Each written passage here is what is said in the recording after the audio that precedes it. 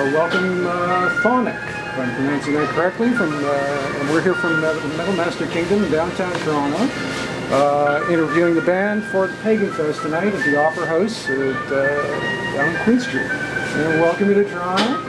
And I want to ask you guys how you're feeling so far. I think 6 nights into the tour. Is it 6 gigs into the tour now? It's a 6, yeah. Mm-hmm. Yeah. And tonight's the 7th, isn't it? Or 1, 2.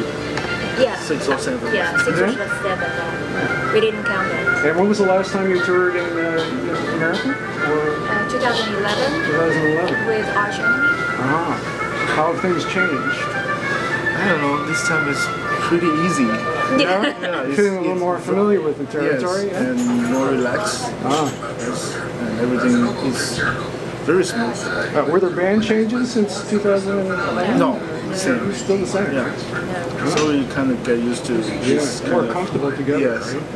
And the weather is better. And the weather better this Yeah. time? How was Quebec? Well, I think it was really cold out there and snowy. Yeah, it's really But cold. it's still a sunny day, so everything's good.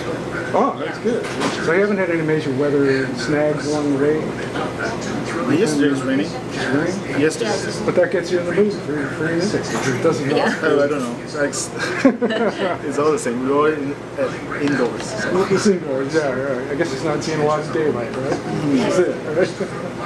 So anyway, okay, I'd like to ask you guys about a little bit about Taiwanese culture and the response to the metal music that you play. We have an impression, of course, of Taiwanese music as being a little bit of a mimicry of sometimes the worst elements of American music, which is pop music. Pop music is, it's responsive to the American scene. You guys, of course, are drastically different. How do you find the reaction in your home country about that? Obviously, you have a large fan base, but do you see people who would normally be listening to pop music gravitating to what you do? I mean, you've been at it for a while. 你要我解释给你听吗？就是说，就是我们在台湾的那个听流行乐的人听到我们的歌会反应会很好，类似这样的意思。你回答。Sorry, need some It's okay. expression. Who put subtitles on there? I think yeah, because in our music we use many elements of Oriental traditional melodies. Yes. So it's the familiar folk to aspect, so it's familiar to our own culture. Mm-hmm. But the only thing, how to say, the things they still can't get used to maybe is the growing part from the vocalist. Growing. And the loud guitars are a little bit... Actually, there are more and more rock bands coming out in Taiwan for the past They adopt that style, 20 years. right? Yeah, they adopt this style. But just the vocal style, they are getting used to it, I think.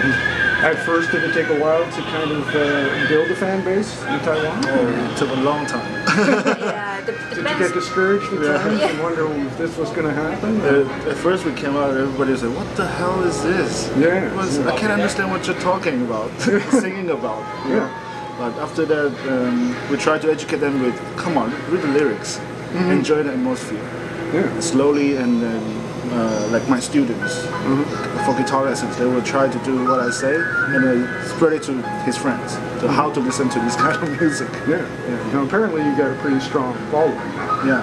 Taiwanese regard you as stars in your own right.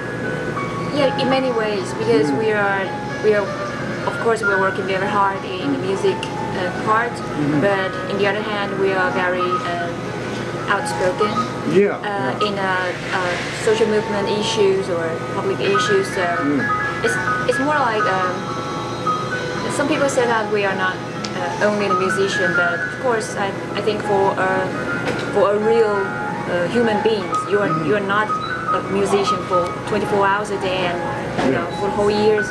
You have a right to speak out on yeah, of course, that's as much the as real. anybody, So that's what we are. So I think we are well known in many ways. Yeah. So when you decided, or when you had the moment when you were young when you said metal is what you wanted to do.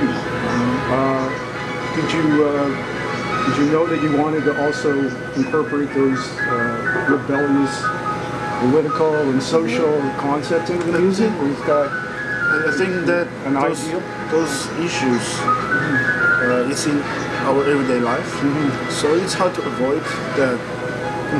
What's going to put into the music, and I think for us it's very natural. And but we didn't in the lyrics. We didn't put it in a very simplified ways.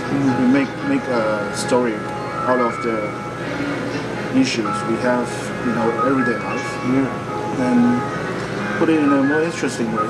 And of course, that put up a new wall. Of course, when you were trying to sell the music or your ideas, and the fact that you were challenging the people in the establishment, that created even a harder road, harder climb to getting attention. Or I think it's not hard. I think at the first time we need some time to explain, but I think now it's okay. I think now they listen to you.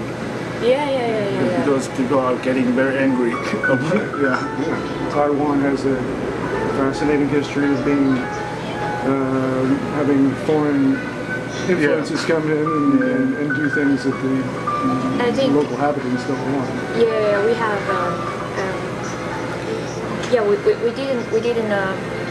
We didn't put the nowadays political issues in our music because we're focusing on the historical and mythologies, in this island. So, but it's all related to the. I think history is the politics just happened before, so we don't distinguish the barrier very that clear. So when we talk about the histories in our music, some people will make the connection that you are talking about politic issues, you are a political band, blah blah blah. But we think that it's like the Norwegian bands, they're talking about the battles or the war happened maybe 1,000 years ago or 100 years ago. That's the politics happened 100 years ago. It was an ancient politics. So I think, so that's at the first beginning it's hard to explain it to the audience because they're not getting used to it. But I think nowadays, after we work so hard for almost 15 years more, so people more are than 15 years. And when you first began, how did your families respond to it? Because Asian culture, of course, is very family-centric. Did you get support, or did you find that you were really not encouraged at all by people around you to do it? You really had to step outside of the social pressure. My dad is a bass player, but he works for the TV station for pop music, the stars, pop stars. So when I play bands, he's very angry because he said that the music I'm playing is how do you say it's heavy metal. And in his age, the heavy metal cultures from the U.S. has a bad impression, like drugs or that's alcohol. That's the best time. Yes, some of us regard it differently. So at that time he's very angry. But after a few years, when I got some achievements, a little bit of success changed their mind. And now everything's good. Now I think he's sometimes way too much. He will retweet or repost my article or photos on his Facebook every time, and so much for the rebellion. That's interesting. But that's the growing pains of the band, right? You have to start somewhere. You got to convince a lot of people that what you're doing is what you want to do. And I guess you make some enemies along the way. Probably the politicians and whoever's in charge. At this point, do you feel you have any villains that you're trying to deal with? People you are really angry with, either politically or socially, things you really want to attack in your music, or anything like that? Yeah. Now, or is that more watered down? Like now, not as severe as when you began. Are you still in attack mode, or? At the first beginning, we are not. I was not that used to this kind of attack because some words are really rude and so annoying. But I think the phase we hold is we didn't. For me, we didn't say anything. How to say? Offend. Deliberately offensive? Offensive? Yeah. Into this country. But just the way the aspects are different. Yes. So I think gradually the people who fight against us, they gradually found out that we are what we do or what we speak is for an ideal. We are not focusing like need to beat down the how to say it's hard to explain. You're not trying to be anarchy for the sake of anarchy. You're actually trying to change the system for betterment. Yeah, the things we want to change is the system. We are not focusing on the person. We are not personally like I want to beat you down. Destroy people. Yeah. No. We want the whole country better. We want this world better. We want the system to be more complete. So gradually, it's still we pay a lot for this. It spends like 10 years for people to understand what we are thinking. Sometimes I think that we are thinking ahead compared to the generally citizens in our countries. Yes. It's a teaching process, and when you have a platform and you feel like you should at least do something with it. It's beyond entertainment. Yeah. Which I think most bands do have in the back of their mind, even if they're not overtly political. Sometimes they just want to get a message across, and they should have it right. Yeah. But you've been at it for a while. Do you, if you project 20 years in the future, do you see yourself going into politics or social justice, or is this what it is, and this is enough for you right now? No, I think that it's actually, before we came to North America, there's a very huge social movement just happening in Taiwan. Some students and activists, they occupied the congressman for like 20 days because our government are so corrupted and they didn't do anything good to this society. And a lot of those people are our friends. We are working very close for the past few years. I think for some bands nowadays, even though they will say something like we need to fight and we need to fight against the corrupted politicians, blah blah blah, but in the real life, I doubt that how many people will really do that. Yeah, and of course for us, we are very active and I don't know. It doesn't mean this is good or that is bad. It's just the way you choose. We choose to be more active, not only in our music, but in the real life. When you see something that is not good, Not to focus too much on politics. I think we'll move over now to the actual music and talk about that, because after 15 years, you are still as passionate as when you began, or even more passionate, more stronger feeling about your music now than when you began? Or yes, actually. It's as exciting. Because like for me, every album is we have a big process of being a musician and also for writing the music.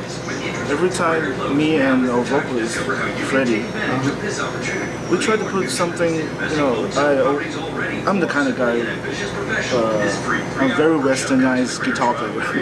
So Freddie is a very traditional, educated music in a melodic ways, and every time we work, I always tell him, oh, please give me some of the traditional melodies, and then I will try to transform them to metal.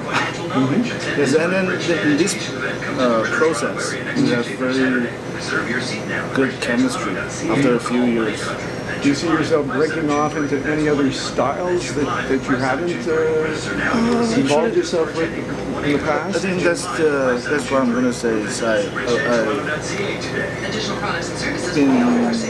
I've been putting a lot of different kind of metal into our music. It's not just one. It's not just black. It's not just for like I like gent, and I also put some of it into some riff, but of course not the whole thing. Yeah, so it's kind of like mix of everything now. And touring long distances now, you used to it, but what are the problems and what are the joys of doing touring, especially overseas? Is it, for me, I can see a lot of places, the places that I haven't gone before, and the people. I like to have fun with other bands. Yeah. And you're on the bill tonight with bands that are European and one American band. Yes. How do you find the compatibility or the cultural difference? Any problem, or is it actually interesting? I think it's interesting between European bands and American bands is that I find that European bands are more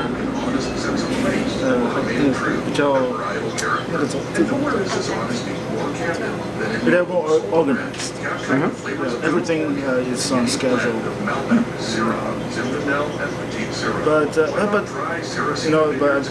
Sorry, Americans. it's different that way from my experience. American bands are more like, okay, maybe I will do this right now, or maybe later. But the Europeans are like more like us. We plan first. So we make sure things don't go wrong way. And then you become more relaxed when you have to perform. Yes. And I also think the European bands they love to, they get used to share things, but the American bands are more like competitive? Individualism. Yes. So this is mine. If you want to use that, you have to, you have to have a discussion with the whole blah blah blah. Yeah. But for this tour, Paganfest, it shocked me because they share things. Probably because of the nature of what the tour is. Maybe the pagan element, a little more roots and down to earthism about it. Yeah. So that's the difference. But I think you would see that more commonly in American bands. I think because that's the principle behind the American ethic is individualization of things and kind of me first. Not all American bands are like that, of course, but there is that. It's a stereotype, and you see variations of it. I don't think it's certainly been the case in the past, but when we meet American bands now, there's I think a more openness to share, like you say. But that's probably just changing with the times and realizing that you need a community of other bands around you to do well. And that brings up another question of your community of bands in Taiwan, particularly in metal. I mean, how vast is that, or does it even exist, or are you it? The metal scene in Taiwan is starting to grow this 10, 15 years. And now there's a lot of young bands coming out. And they're producing them, most of them they are very independent. So I think that's a very good sign for making music and publish by themselves. So they don't actually need a really big label. You feel like the Black Sabbath of Taiwan is the established band? They're always on the top. I don't think I am. Other bands look to you as being the model of metal? Yeah, model. Maybe they don't. they don't know Black Sabbath. I mean, Yeah, most of the kids that are listening now is like As I Lay Dying. Yeah. Oh, really? And most of the new bands in their era. Do you find it's hard then at all to forge friendships when you're on these tours, just because of the time demands? Do you get to know the other bands very well? There's a language barrier too, right? Yeah. Particularly the Finnish and German bands. It's okay. For Two Jesse beers is is very, fine. yeah, you know, The beers break the ice. in our band, Jesse is very, how to say, he's very, I'm he's like the a person, publicity for this band. yeah, and the other Taiwanese, the other members are more like, more nerdy. You know, when every foreign bands, like American bands or European bands, they always think that why Sonic always, you know, using the computers and not talking to other bands and always doing things by themselves. And I don't know why. It's just the way we are, those people, and because we have our own works at home, so. And you're busier than the other bands, so you have to pay more attention to the business side of things, right? Is that what you mean? No, we have our own job, the other jobs in Taiwan, so we have to take care of them. Yeah, so we spend a lot of time to communicate with computer, and then we don't have too much to communicate with the other bands. Yeah. But I think for me, it needs time. I'm very slow, you know, to get close to other. Yeah, but people. they must want to tap you for knowledge because you've been through the metal system more than bands, most Asian bands have experienced. So you must get a lot of questions about the experience of being in a well-known band. Yeah, some bands they came to us. They just have tons of questions, and they just why you blah blah blah blah blah. And we heard that you go, you know, sometimes it's like they're doing an interview to us. Do you like the sense of celebrity that you've achieved, or is it a bit annoying to you because you came from grassroots and I'm the person that I don't really see fame as forever things, you know. Actually, I'm more like, okay, in metal scenes, maybe I'm more professional than you, but in other scenes, like in the editing or the writing scenes, you are more professional than me. So actually, I respect every fans or bands because people, you know. Some fans, our fans, they are the professors or they are teachers or they are, you know, they are they have their own profession in many different scenes. So I'm not that, I have a fan, I'm celebrity in this scene, so I'm the god, or you know, or something. I think it's very stupid. Yeah, it hasn't affected your ego to the point where, well, I'm not quite sure. Can you walk down the street of a major city in Taiwan and be recognized, or? Yeah, sometimes, but we just shake hands with people and say, "Ganbatte," or something. We just shake hands and say hi, and just be nice, and we don't want to be like, okay, you know. But the biggest rush is not the celebrity part, but it's actually performing. Is that the most important thing here? Is just being on stage? Or is recording also important to you? All the parts from recording to the stage. Yeah, I love that. The whole bringing it to the stage from the recording, or when I finished the new songs, and I always desperate to put on bring it on the stage and show people, but we always have to wait till the thing published. Yeah. And when do you find you get your moments of inspiration? When do you feel like you've really come up with something you want to put down on tape? It's just very erratic at any moment, or you kind of put time aside and say, I'm going to write this month and get a lot of material. Sometimes I just maybe when I'm having a coffee or sitting at home watching TV because I always grab the guitar with me. So if I think something's good, I just record it on my iPad. Yeah. Do you keep an ear to the American bands and European bands, or you try to just stay focused on your own sound? Or do you like the actually, outside I like new stuff. Yeah. Yes. So you're as much a metal fan as you are a metal artist. Yes. That's important. I like everything actually. And can you cite some band, or maybe an American band that really turns you guys in? I still very like Pantera. For me, Pantera is always very, especially Dimebag. It's a very huge influence, and Megadeth. Mustaine's guitar style. And the melody ways, and it touches me when I was like 10. Cool. So it still influenced me a lot, and like the bands now, Kill Switch Engage, Periphery. Do you like the European bands? Or they're more new to you? Like the Gates, the Haunted, and they're kind of the same. Cradle of Filth, Dimmu Borgir. But when I first time heard Cradle of Filth and Dimmu Borgir, I was shocked. Wow.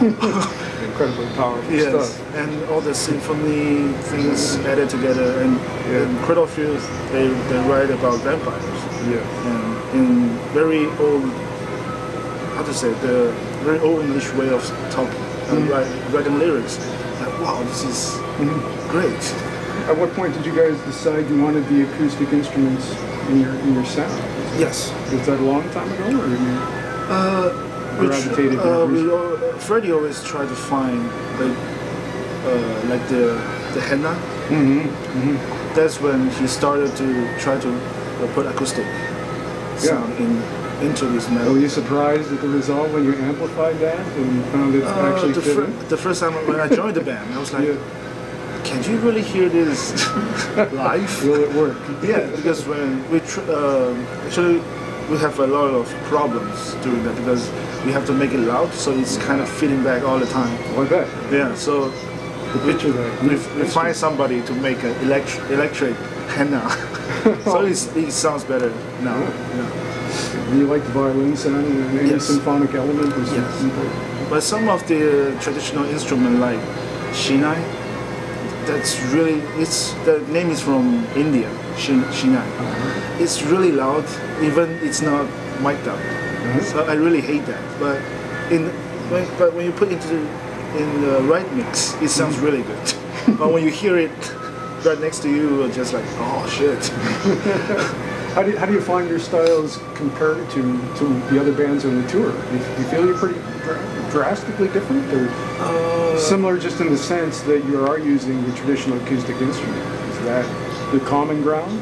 I think one thing I find different is similar is we are using our own country's elements, and the thing is different thing is I think we are the heaviest on this bill.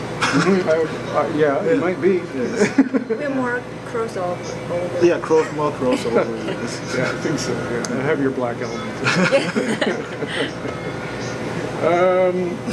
Okay. So what other for the future? What other instruments would you like to bring into the group or attempt? Anything that makes the atmosphere good. Yes. I don't mind put some things that I haven't heard of. I would love to try everything. So the American market is pretty important to you. Your fan base here is. You mean the American? Yeah, the American fan base for your band is pretty good. For the past few years, we are more focusing on the European market because for a band from Taiwan, we don't have that many bullets. If we have the limited resources, we have to focus on one area first and then step by step. So in the North American market, we only play the shows when the chants are really we think that is really good for us. So averagely 2 years, I think we play to it. Like last time is the 2011, before that is 2009, and before that is 2007. Yeah, so we keep this written. And do you find the fans are following you when you come back? Yeah, Yes. yeah. They remember. Yeah, every time, like last time I thought, wow, there's a friends coming only come to us.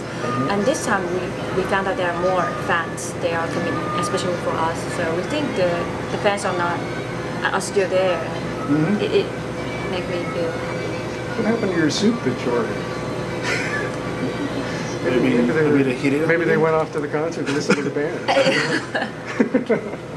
Okay, let's talk about that. You're on the American tour here, North American tour. What kind of food do you like? Are you sticking to the Asian cuisine, or you like to try it? They like to stay in the Asian cuisine. Not me. I sometimes. The hot and sour. No, sometimes. But here I want the pudding. Poutine. Poutine. Oh, poutine. Well, you can't get more Canadian than poutine. Yeah. It's really good. That is a cultural experience indeed. Yeah. You may regret it later, but it's worth a try. Yeah. Yeah. So that's your favorite Western food. What about you, Jason? You like the hamburgers? I like sandwich. Meat. But meat. Any carnivorous item? I really like double cheeseburger. But not the We will McDonald's welcome you ones. with open arms into the United States. So Oh, I you like- can be one of us. I like blueberries. Oh, blueberry. Blueberries That's not imported. indigenous to Taiwan, I guess. Because it's imported fruit, so in Taiwan it's very expensive. Very hard to but get. here it's cheap. Yeah, those blueberries grow just about everywhere. Yeah. Not quite out the window here, but not far away. Yeah. So that's the way I like. Yeah, here. That's good. So what's your pre-gig, your pre-show ritual? How do you guys get charged up prior to get going on stage tonight? What do you do? Big meal or? No, I cannot eat before the show. I mean, before the show, like, I have to eat before like 5 hours. Me If not, I will fall asleep. If I eat dinner like 1 hour before the show, when on the stage, You get the butterflies? yeah. Some disaster will happen. I've ever puked on the stage one time when we toured the UK, just right after the dinner, Oh, and that's then something. perform. Souvenir for the lucky fan. Yeah. Just when turn it. Yeah. And they thought you just staged it probably. It's hard to act, right? Yeah. But yeah, I don't want to recall memory. But she did drink a lot of Jaeger before the show. Oh, well. Not yeah. a lot, just 2 shots. I did. Yeah. So that's part of the pre-show ritual. Yes. Yeah. Let me ask you about one lyric I read in your song. You wished supreme pain upon the tyrants. Does that still stand true? Supreme pain upon the tyrants who are in control. Is that just a manner of speaking, or do you actually would like to see The tyrant. harm to people who are screwing up your system of life? I Yeah. would like to see him suffer. Yeah. Something to happen, even if it's drastic, right? The tyrant is a symbol. It's not a king, or Yeah. It's not a living, breathing politician. It's just a Yeah, actually, we want. symbolic. Yeah, symbolic. It means the system, the thoughts, the ideal is like the virus. So we want to then suffer. But I really want to see our president now. Yeah, me too. You can cut that, I'm sorry. Well, we'll keep it in. Don't It's the cut best it. part. It's truth.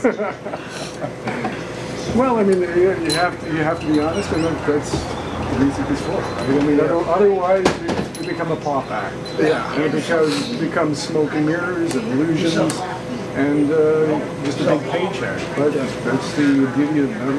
Sometimes, at least in good metal, is that you are being who you are and you're doing what you want to do. There's no compromise. Yes. And we commend you for that. Antoine. But anyway, I think we'd like to thank both Doris and Jason for joining us. Jesse. A few interviews going on today, and whoever else watching. But thank you very much for the interview, and this is Metal Master Kingdom. Anything you'd like to share with the fans? Say greetings. I hope you guys will enjoy the show tonight, and yeah, if you have anger, shout it out. Shout it out and be there to do so. Yes.